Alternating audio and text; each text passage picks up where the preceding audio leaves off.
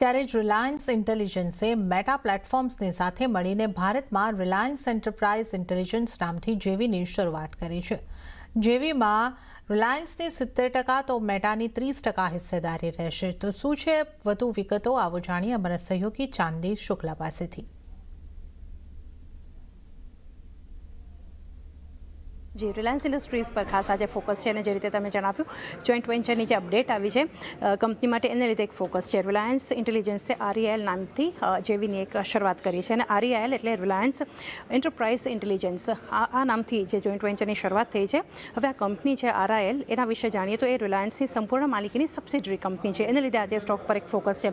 Meta platform સાથે મળીને આ જોઈન્ટ વેન્ચર કંપનીએ કર્યું છે અને જોઈન્ટ વેન્ચરમાં REILનો 70%નો હિસ્સો હશે અને જ્યારે આ જોઈન્ટ વેન્ચરની વાત કરીએ તો મેટાની સબસિડરી ફેસબુક જે છે આપણે જાણીએ છીએ ત્યાં એનો 30%નો હિસ્સો હશે.